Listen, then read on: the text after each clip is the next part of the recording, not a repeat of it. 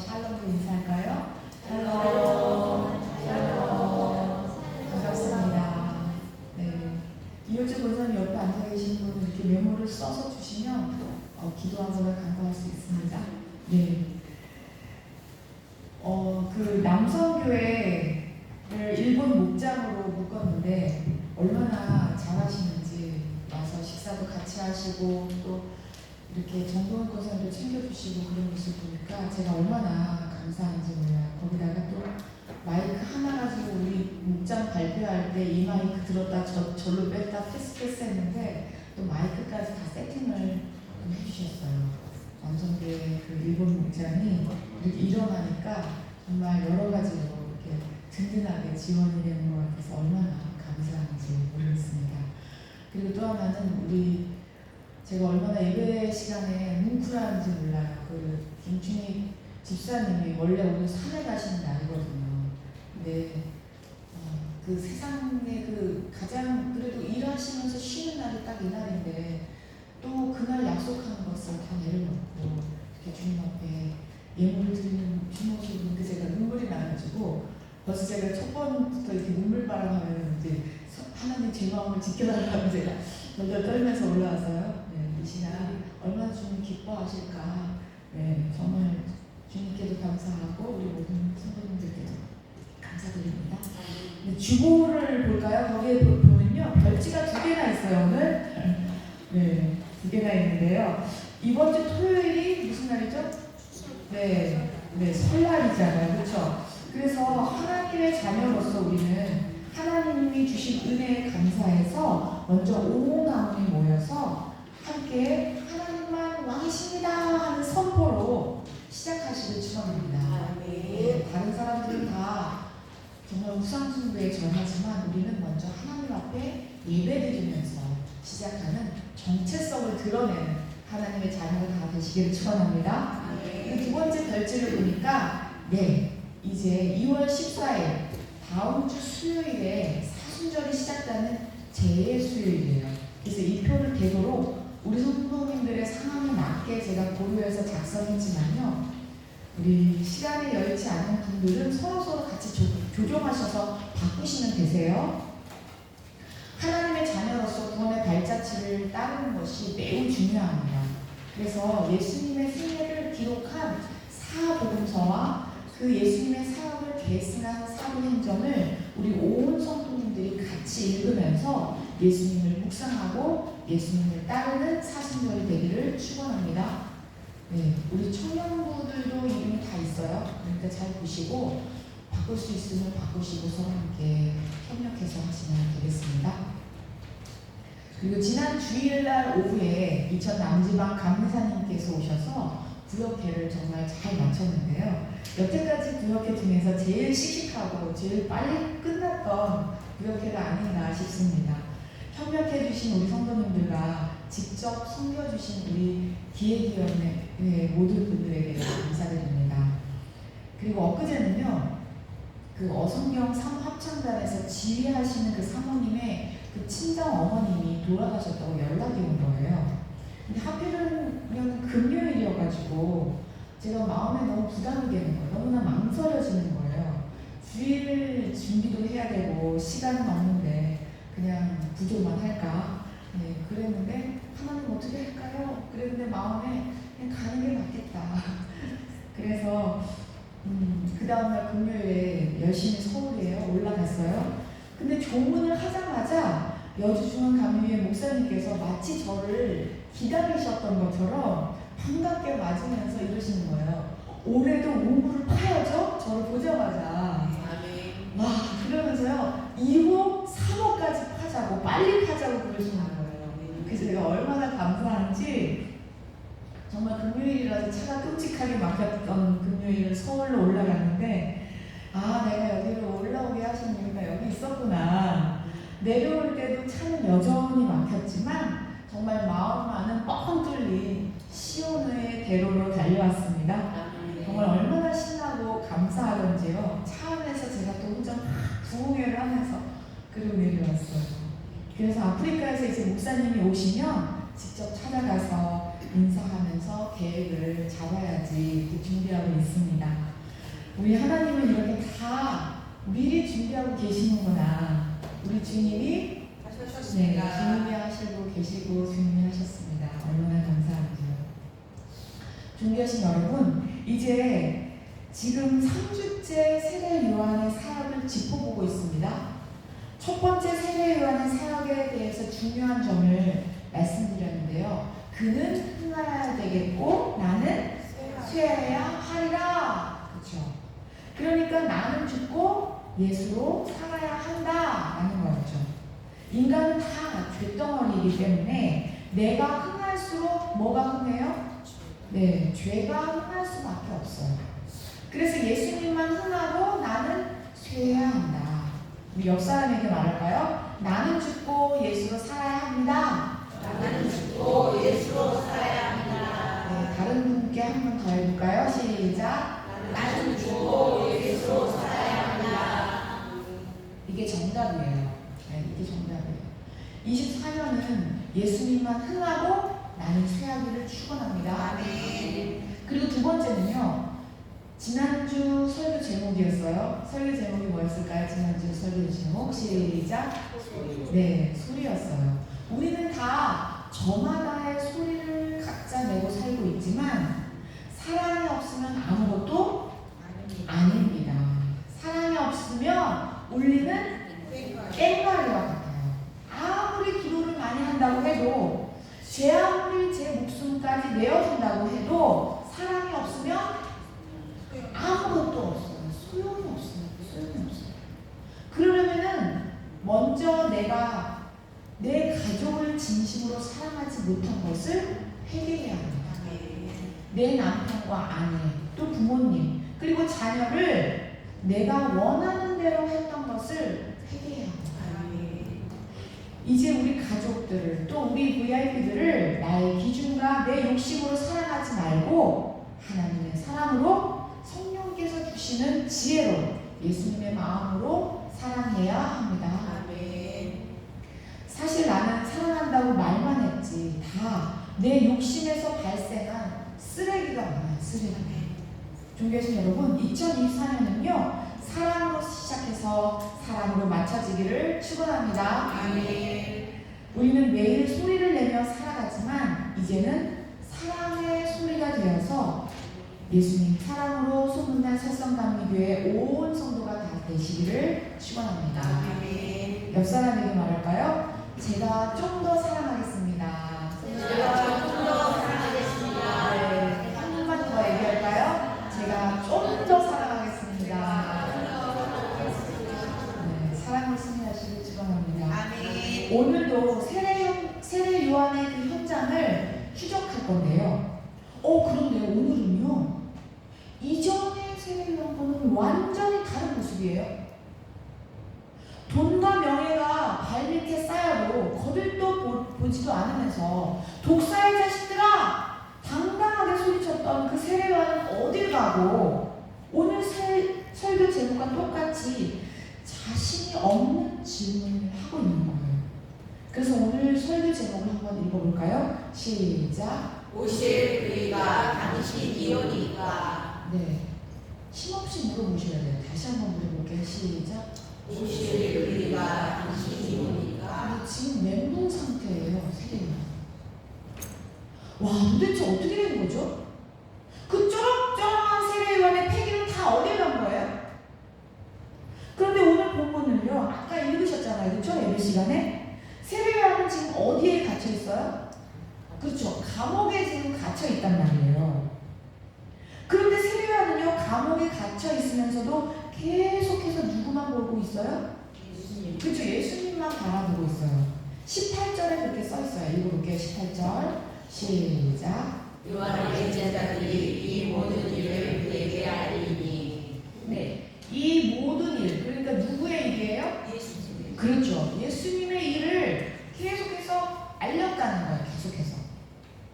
세례요한은요, 매일같이 자기 제자들을 통해서 예수님의 소식을 계속해서 물어보고 알고 있었다는 거죠. 세례요한은 지금 감옥에 갇혀 있어도 해바라기처럼 예수님만을 주목하고 있는 걸 볼 수가 있습니다. 그래서 세례 요한은요, 예수님이 하신 이 모든 상황을 정리하면서 오늘 설교 제목으로 예수님께 질문을 던지고 있죠.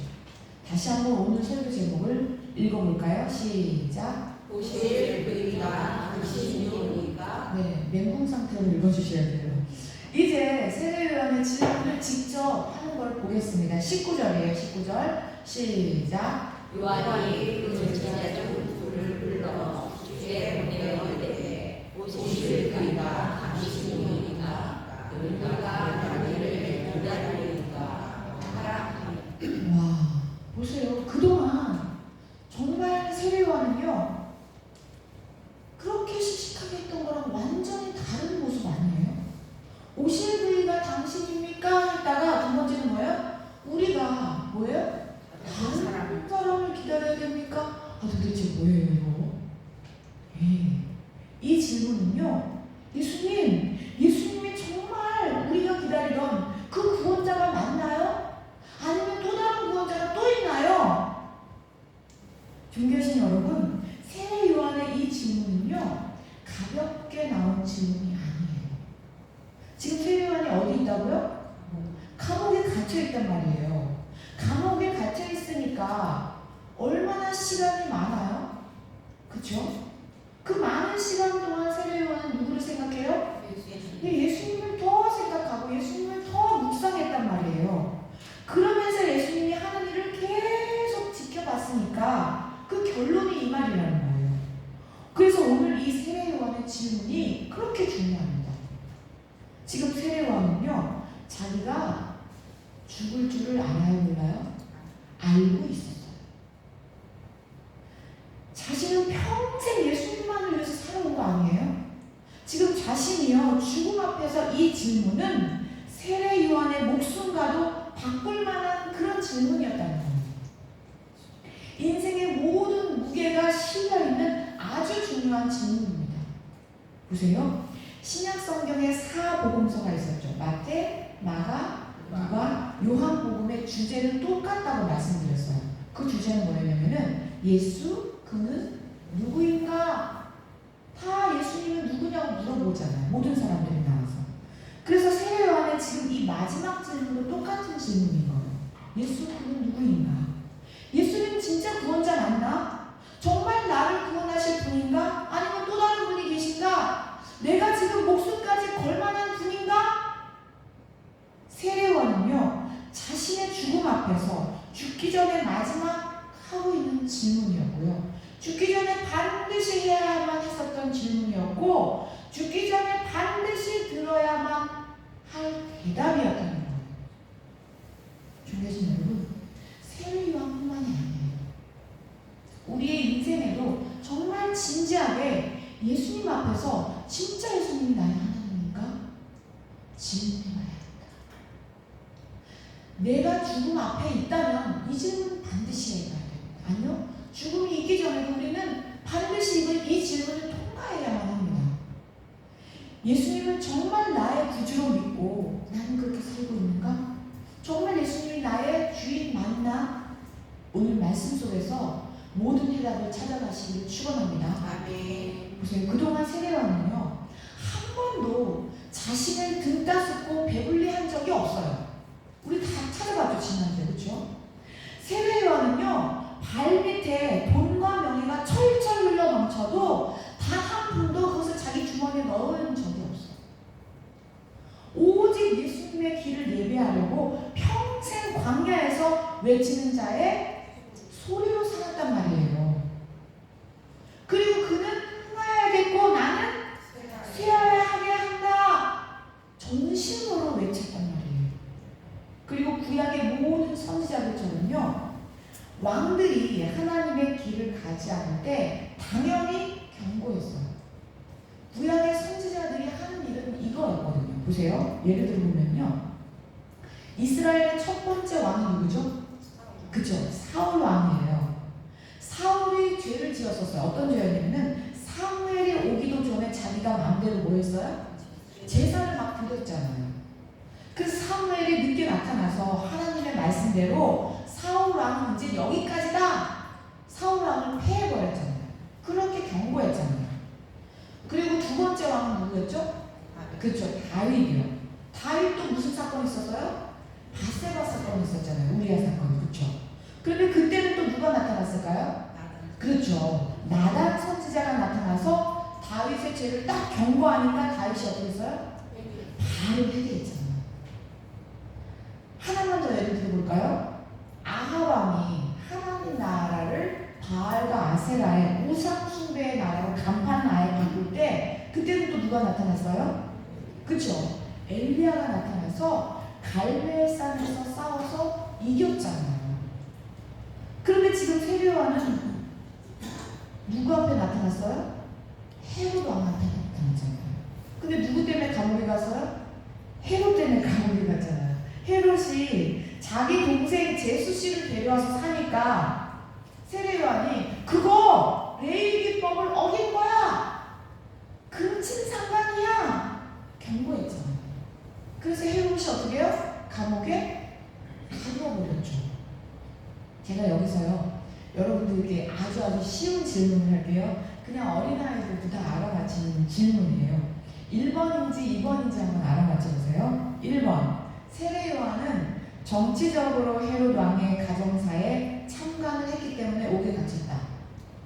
2번, 하나님이 보내신 선지자로 사명을 감당하다가 옥에 갇혔다. 1번일까요? 2번일까요? 네? 어려우세요? 뒤요? 네. 그냥 눈 딱 감고 해도 2번이잖아요. 선지자로서의 감당을 한 거잖아요. 무슨 애정사에 참관을 해요, 세례요한이. 뭔 상관이에요, 애정사가. 애정사가 중요한 게 아니잖아요. 지금 하나님 나라에 사역을 하다가 옥에 갇힌 거예요. 제가 그동안 계속 예를 들어드렸잖아요. 그쵸? 근데 제가 이 질문을 왜 드리냐면요. 이 구절을 가지고 자기 마음대로 요리한 사람이 있어요. 지금 세례요한이 감옥에 갇힌 것도 헤롯의 개인적인 애정사에 참관했다가 감옥에 갇혔다고 주장하는 사람이 있어요. 바로 신천지 이만희가 그렇게 해석을 합니다. 신천지는요, 세례요한을 아주 죽어 마땅한 사람으로 만들어버렸어요. 아니, 어떻게 세례요한이 죽어 마땅한 사람이죠? 신천지 이만희가 이 구절, 지금 읽으신 이 구절을 가지고요, 세례요한을요, 배도자라고 아예 낙인을 찍어버립니다. 그리고 수많은 영혼들을요, 지금까지도 지옥으로 끌고 가고 있습니다. 정말 안타까워요. 어떻게 세례요한을 배도자라고 우길 수가 있는 건지, 성경을 도대체 어떻게 읽었길래 하나님이 보내셨다고 친히 예언한 사람을 어떻게 감히 배도자라고 매도할 수 있을까요? 존귀하신 여러분, 우리는 성경을 통전적으로 이해하고 제대로 알아야 합니다. 이 악한 권세는요, 우는 사자같이 두루 삼킬 자를 찾고 있거든요. 이 구절을 가지고 신천지는 세례요한이 배도했다고 하면서 성경을 자기 교리를 사용하는데 끼워 맞춥니다. 이만희를요, 교제하고 악용하는데 바로 세례요한을 디딤돌로 삼고 있다는 거예요. 성경을 자기 욕심의 도구로 만드는 이것은 사탄의 논리이자 적그리스도의 행위입니다.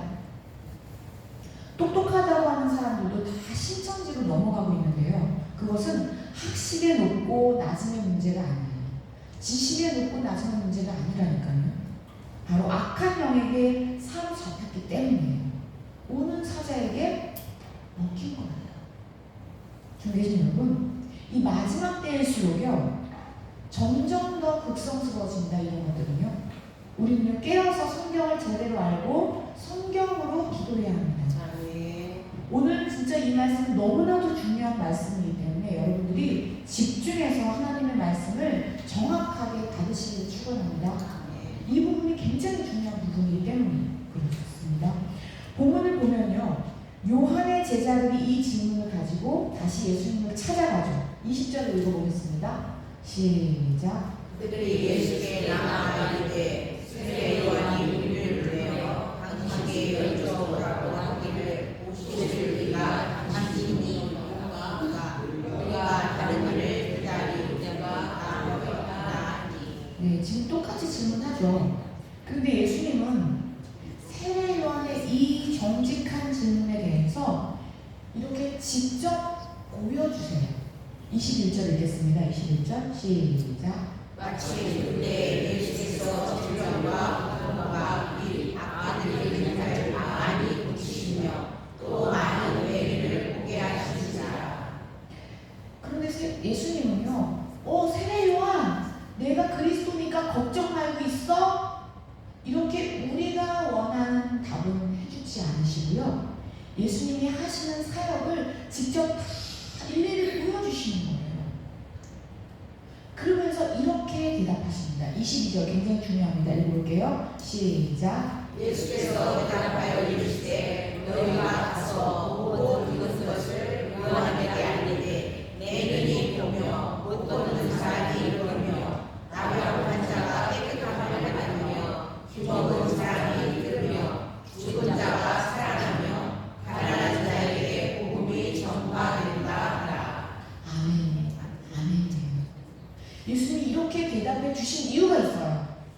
예수님은요, 교육 천재시잖아요. 그쵸? 우리는 막 시원한 대답을 듣고 싶은데, 예수님은요, 지금 22절은요, 성경에서요, 메시아, 구원자가 오면 이런 일을 할 거야 라고 예언한 구절이거든요, 이게요. 그럼 이걸 누가 예언했을까요? 바로 우리가 잘 아는 예언의 종합인? 그렇죠. 이사야가 예언했어요, 이거를. 예수님은요, 이사야의 말씀을 들어서 자신을 증명하고 있는 거예요. 여기만 그런 게 아니에요, 예수님은요. 예수님이 대답하신 것을 우리가 성경에서 찾아보잖아요. 그러면요, 다 이런 식으로 대답하세요. 성경을 응하게 하려 함이라. 성경으로만 얘기하고 성경으로만 답하신 예수님을 볼 수가 있어요. 성경 말씀을 그대로 오셨잖아요. 그렇죠? 성경 말씀대로. 그리고 성경을 성취하셨어요. 삶으로요. 예수님은 그래서 이사야의 예언을 들어서 성경을 응하게 하신 거예요. 증거하신 거죠. 이게 바로 정답이었어요. 보세요. 지금 세례 요한이나 지금 예수님이나 다 누가 예언했었어요? 그렇죠. 이사야가 다 예언했단 말이에요. 지금 이 말씀은요, 지금 읽으신 이 본문은요, 이사야 35장 4절과 5절에서 예언한 말씀이랑 똑같아요. 똑같아서 제가 찾지는 않을 거예요. 근데 더 중요한 말씀이 있어요. 뭐냐면 예수님이 자랐던 동네가 나사렛이잖아요. 그래서 예수님이요, 30년 동안 그곳에서 자랐다가 공생애를 시작하시면서 회당에 들어가셔서 첫 번째 공생애를 선포하시면서 예수님이 이사야의 예언을 펴십니다. 그리고 내가 메시아다라고 선언하신 부분이 있어요. 굉장히 중요해요. 왜냐면 30년 동안 그 동네에서 컸는데 30년이 지나서 나타나서 이사야를 펴면서 내가 하나님이다라고 하니까 사람들이 어떻게 해요? 믿을 수가 없죠. 그런데 예수님은요, 거기서 선포하신 굉장히 중요한 장면이 있어요. 그것을 좀 우리가 정확하게 읽어야 되기 때문에 누가복음 4장 18절로 19절이에요. 2절이에요. 읽어볼게요. 시작. 주의 성령이 내게 임하셨으니 이는 가난한 자에게 복음을 전하게 하시려고 내게 기름을 부으시고 나를 보내사 포로된 자에게 자유를 눈먼 자에게 자기 소개함을 전파하며 눌린 자를 자유롭게 하고 주의 은혜의 해를 전파하게 하려 하심이라 하였더라. 네, 18절로 돌아가 보면요, 주의 성령이 내게 임하셨으니 예수님이 공생의 시작을 성령으로 임함으로 시작했잖아요. 그러면서 정말 복음을 전하셨다는 거예요. 그런데 예수님은 하나님이시잖아요. 그렇죠? 그리고 예수님이 성경을 직접 쓰신 분이세요. 사람을 통해서. 그렇죠? 그래서 예수님은요, 이사야가 자신을 예언한 곳을 딱 짚어서 꺼내서 사람들에게 봐, 내가 메시아야, 내가 구원자야 라고 첫 번째 그 회당에 가서 내가 자랐던 곳에 와서 말씀으로 증거해 주시는 거예요. 그런데 여기서 다 읽으시다가요, 거의 끝 부분에 가서요, 한 문단을 쏙 빼고 읽으세요. 이유가 있어요. 그래서 우리는요, 이사야가 어떻게 예언했는지, 이게 원문이 이사야 원문을 가져와서 얘기하시는 거거든요. 그래서 원본을 같이 비교해 봐야 됩니다.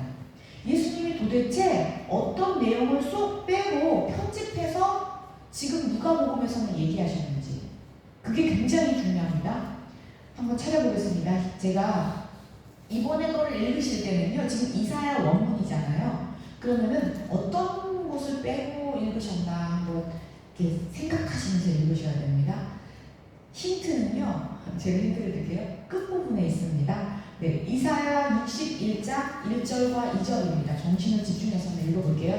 이사야가 먼저 한 예언을 누가복음에서 예수님이 한 부분을 빼고 읽으신 거예요. 이제 원본을 읽으실 거예요. 시작. 주 여호와의 영이 내게 이르셨으니 이는 여호와께서 내게 이름을 부르사 가난한 자에게 아름다운 소식을 전하려 하셨습니다. 나를 부르사 마음이 상할 자를 치며 포로 되는 자에게 가를 갇힌 자에게 의를 선포하며 여호와의 은혜의 해와 우리 하나님의 회복의 말을 선포하며 모든 슬픈 자를 위로하되. 네, 혹시 발견하셨나요? 놀리는 자를 네. 네. 그러면 누가복음과 이사야를 제가 대조해서 보여드릴게요. 그 다음 PPT 볼게요. 첫 번째 구절은 똑같으니까 두 번째 구절만 제가 가지고 왔어요. 누가복음 4장 19절 보면 주의 은혜의 해를 전파하게 하려 하시니라 이렇게 끝내잖아요. 근데 12절을 보니까 어떻게 해요? 여호와의 은혜의 해는 똑같죠, 그렇죠? 근데 그 뒤에는 어떻게 해요? 잘라 먹었어요. 여기가 지금 이사야잖아요. 원래 이사야는요, 여호와의 은혜의 해랑 우리 하나님의 보복의 날을 같이 예언했거든요. 그런데 지금 누가복음에서는 뭐만 선포했어요? 은혜. 그렇죠. 은혜의 해만 선포한 거예요.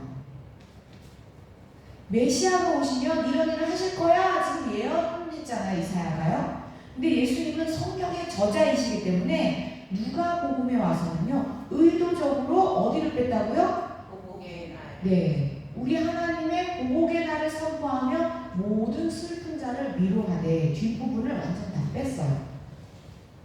왜냐면요, 예수님이 첫 번째 오셨을 이 초림에는 뭘 하려고 오신 거예요? 구원을 이루시기 위해서 오신 거예요. 은혜의 해잖아요. 그러니까 십자가를 통한 구원을 이루시기 위해서 오셨잖아요. 그래서 보복의 날인 심판을 할 때가 아니었던 거예요. 지금은 여호와의 은혜의 해, 그러니까 구원만 할 거야 라고 예수님 뒤를 편집하셨어요. 예수님이 하나님이시잖아요. 권위가 있으시잖아요. 아직 그럴 때가 아니야 라고 하면서 지금 보복의 날은 없어요. 예수님이 십자가로 구원을 하시고 승천하실 거잖아요. 아직 승천 안 하시고 지금 처음 사역 시작하시는 건데, 그래서 예수님이 정확하게 이 부분을 잘라서 말씀하시는 거예요. 옆 사람에게 우리 이렇게 얘기합니다. 지금은 주의 은혜의 해입니다. 지금은 주의 은혜의 해입니다. 다시 한 사람에게요. 시작. 지금은 주의 은혜의 날입니다. 네. 예수님이요, 십자가 구원을 이루시고 오늘까지도 무슨 해예요? 주의 은혜의 해인 거예요. 성령의 지금 시절이에요. 아직까지도 주의 은혜의 해예요. 그러나 보복의 날이 언제 있어요? 그렇죠. 그때가 보복의 날. 예수님이 다시 오실 때 재림하셔서 그때 심판하신다는 거예요. 그래서 예수님은 정확하게 지금 예수님의 사역은 뭐 한다고요? 지금은? 은혜. 그렇죠. 구원이다, 은혜의 해다 선포하시고 알려주신 거예요. 지금은 구원적인 심판이 아니야. 그래서 보복의 날을 빼고 은혜의 해까지만 알려주신 거예요. 그래서 세례 요한이 오실 그이가 당신입니까? 아니면 다른 메시아가 또 있는 거예요. 너무나 이해가 안 됐기 때문에 이 질문을 한 거예요. 이유가 바로 여기에 있는 거예요. 보세요. 세례 요한은요, 광야에서 외치는 자의 소리라고 누가 예언했어요, 이거를? 그렇죠. 이사야가 예언했잖아요.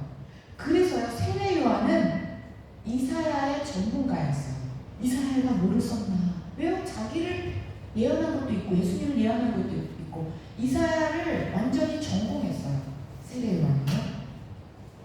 세례 요한은요, 구약의 말씀을 통달한 사람이라고 볼 수가 있어요. 그래서 이사야가 예언한 대로 지금 세례 요한은 똑같이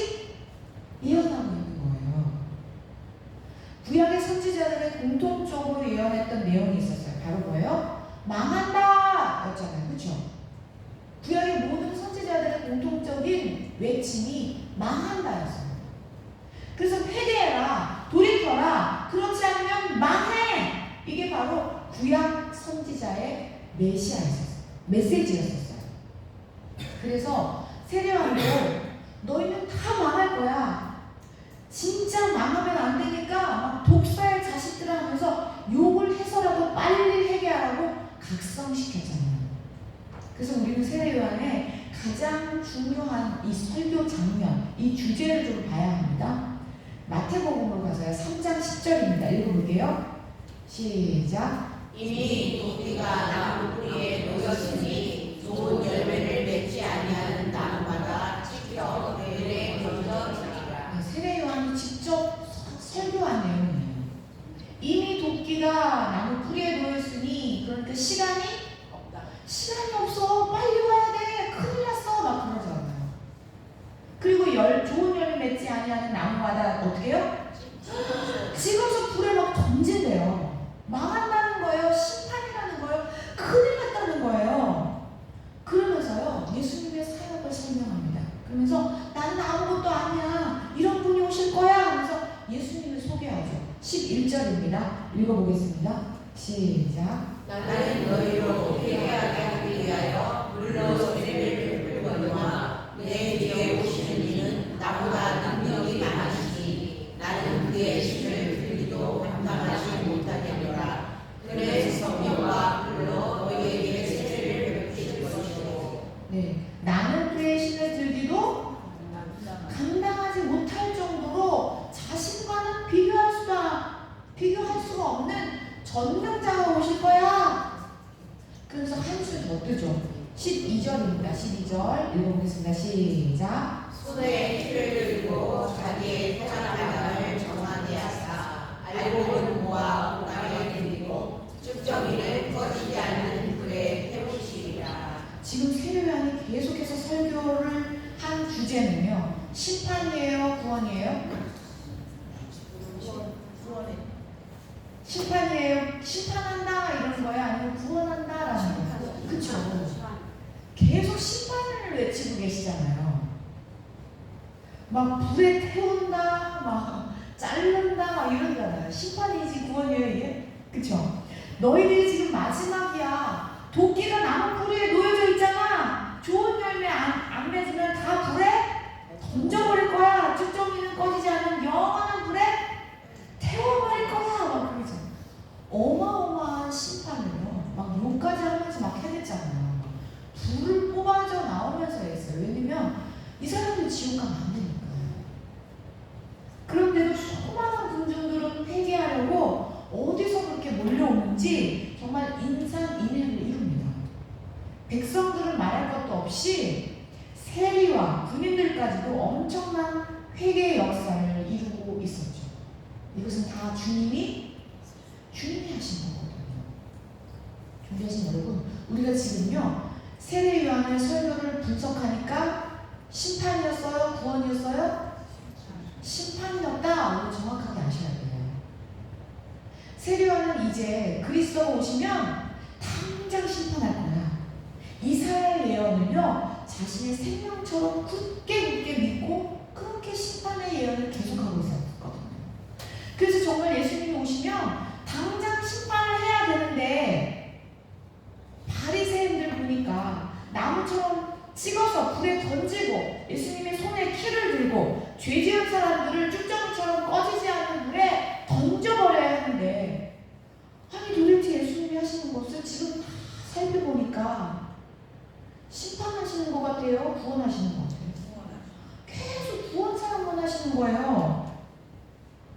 세례요한은 지금 자신의 목숨을 버려서라도 이 사람들 지옥 가지 말라고 모든 악조건까지 다 감수하면서 예수님만 증언해서 감옥까지 들어왔는데, 그런데 제자들이 말하는 것을 들어보면 기가 찬 거예요. 기가 차요. 아니 어떻게 내가 죽을 날도 이제 얼마 남지 않았는데 내가 그렇게 기다리던 메시아가 왜 심판하지 않는 거지? 존경하시는 여러분, 이것은 굉장히 중요한 장면이에요. 지난번에 제가 설명해 드린 적이 있는데요. 선지자들이 예언할 때요, 전반적으로 바로 앞에 일어날 일과 저 끝에 일어날 종말의 일을 한꺼번에 예언하고 말씀드렸죠. 그렇죠? 지금 이사야 예언도 그렇잖아요. 그렇죠? 은혜의 해, 그리고 뭐예요? 보복의 날 같이 예언했단 말이에요. 그러니까 세례요한도 예수님이 오셔서 심판할 거야 이렇게 생각한 거죠. 당연한 거 아니에요? 그러니까 지금 세례요한도요, 구원자가 오시면 바로 심판주로 오신다고 믿었거든요. 예수님의 재림까지를 같이 보고 있었기 때문이에요. 세례요한도요. 이사야도 마찬가지고요. 그리고 하나님이 세례요한에게 말씀해 주신 것도 그랬죠. 그리고 그렇게 기다리던 메시아가 왔는데 정말 심판주로 오실 거라고 확신했는데 왜 심판하지 않은 거지? 그럼 내가 여태까지 믿었고 내가 목숨을 다해서 믿었던 그 구원자가 맞나? 그 심판자가 맞나?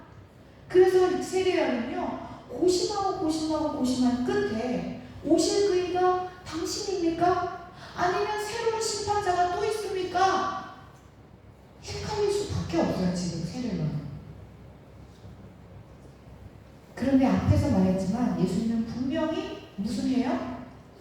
은혜의 해, 구원의 해 선포하셨단 말입니다. 그래서 예수님은요, 지금 고뇌에 차가지고 정말 감옥 안에서 떨고 있는 세례요한은요, 더 많이 사랑하시면서요, 예수님이 메시아임을 그 제자들에게 직접 다 보여주셔요. 예수님은요, 세례요한의 눈높이로 교육하세요. 세례요한의 전공이 뭐였다고요? 이사야였잖아요.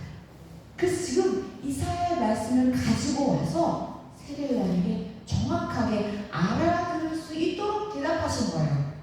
지금 그래서 예수님이 어떻게 하셨는지를요, 22절을 다시 한번 읽어보셔야 돼요. 대답하신 내용이요. 22절. 그 다음 PPT요. 시작. 누구든지 나로 말미암아 아니요, 22절. 22절 없어요?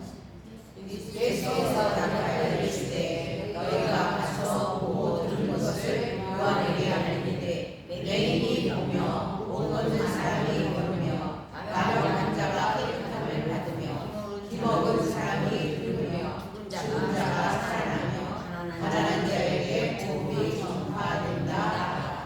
아멘. 그러니까 지금 예수님은 뭐만 지금 얘기해 줬어요?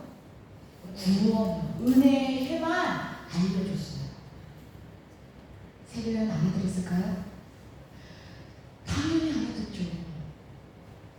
세례요한이 왜 못 알아듣겠어요? 그렇구나. 지금 예수님 구원하고 계시는구나. 세례요한은요, 이 말씀을 듣고요, 끝까지 자기 일을 갑니다. 그래서 예수님요, 마지막 이렇게 말씀하십니다. 오늘 마지막 구절입니다. 23절이요. 시작. 누구든지 나로 말미암아 실족하지 아니하는 자는 복이 있도다 하시니라. 존귀하신 여러분, 지금요, 실족하지 아니한 자는 복이 있도다, 이 말 때문에 세례요한이 실족했다 이러면서 배도 차다 막 이렇게 세례요한을 가지고요, 막 자기네 마음대로 해석하는데 너무 안타까워요.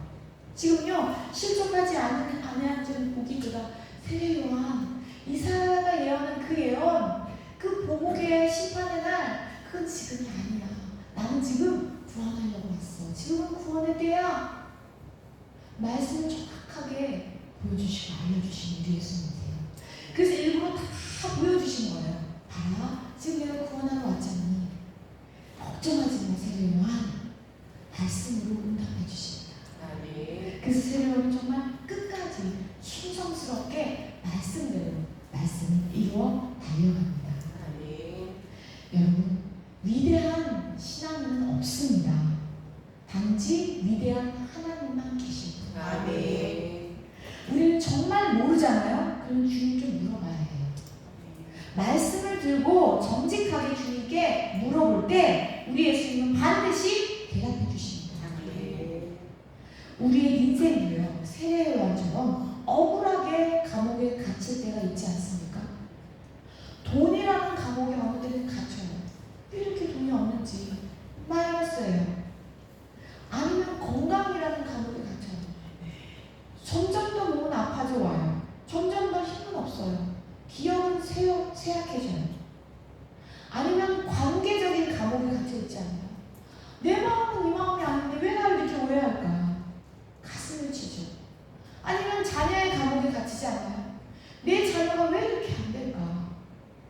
부모라는 감옥에 갇히지 않나요?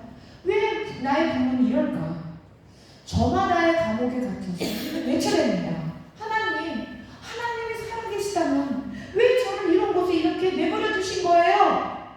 왜 저를 이렇게 고통 가운데 두시는 거예요? 할 수 없어요. 세례요한도 지금 그 질문을 하는 거예요. 그럴 때 우리는 세례요한처럼 예수님께, 예수님 당신은 누구십니까? 예수님 정말 구원자 맞나요? 물어봐야 합니다. 예수님과 나의 관계가 먼저 설정되어야 합니다.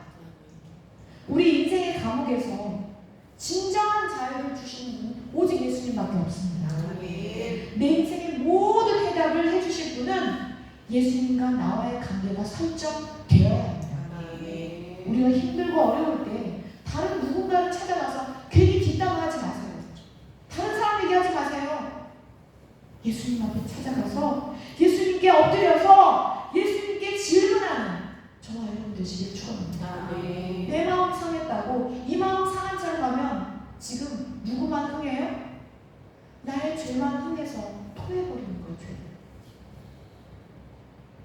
그래서 이제는요, 우리는요, 어려운 일 당할 때 나의 믿음 적으나 의지하는 예수를 더욱 의지하는 2024년 되시기를 축원합니다.